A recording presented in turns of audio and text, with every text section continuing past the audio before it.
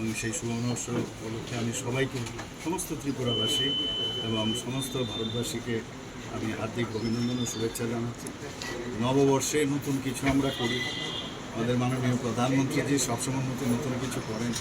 তো আমরা এক নতুন ত্রিপুরা, আমি যেটা বলছি নতুন নববর্ষতে নতুন ত্রিপুরার যে অঙ্গীকার আমরা যেটা বারবার বলছি, একটা নতুন কিছু করার নেক্সট জেনারেশন, তাহলে আমাদের মনে থাকবে।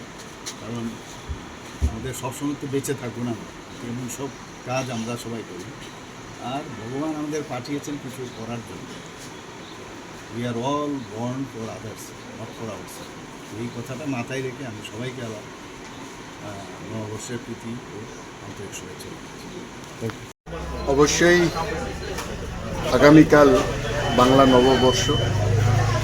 এই নববর্ষ উপলক্ষে আমি সবাইকে আমার আন্তরিক শুভেচ্ছা ও অভিনন্দন জ্ঞাপন করছি। আশা করি আগামী বছর সবার জন্য সুখ, স্বাচ্ছন্দ্য এবং আনন্দে ভরে উঠবে, এই প্রার্থনা আমি মা ত্রিপুরেশ্বরী মায়ের কাছে করছি। আমাদের বাঙালিদের জন্য নতুন বছর শুধুমাত্র একটা বছর নয়, বাঙালিদের জন্য আমাদের বাংলা নববর্ষ আমাদের কৃষ্টি, আমাদের সংস্কৃতির একটা অবিচ্ছেদ্য একটা অঙ্গ। আর সেই দিনটার জন্য আমরা প্রতি বছরই আমরা অপেক্ষা করি এবং এই নববর্ষের মধ্য দিয়ে আমাদের বাঙালিদের যে ইতিহাস, আমাদের যে পরম্পরা, আমাদের যে সংস্কৃতি, সেটা ফুটে ওঠে।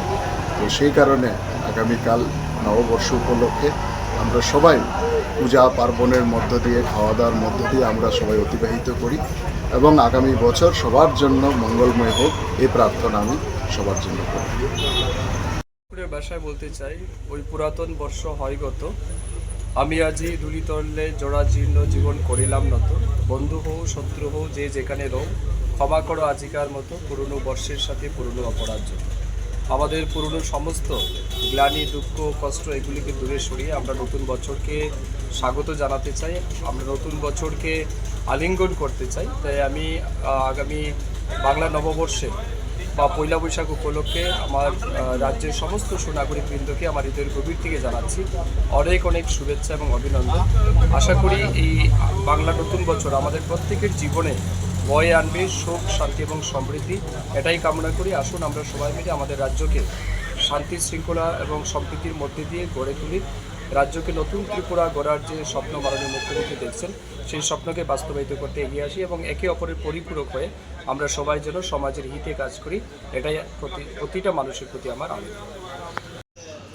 আগামীকালকে নতুন বছর আরম্ভ হবে এবং এই নতুন বছর উপলক্ষে গোটা ত্রিপুরাবাসীকে জানাই আন্তরিক প্রীতি ও শুভেচ্ছা। ঈশ্বর যেন আমাদেরকে এই নতুন বছর ভালো থাকার এবং সকলকে ভালো রাখার আশীর্বাদ করেন, মা যেন সকলকে ভালো রাখেন এবং আপনারা মিডিয়া বন্ধু যারা রয়েছেন আপনাদের পরিবারের প্রতিও শুভেচ্ছা রইল, আপনারাও ভালো থাকবেন।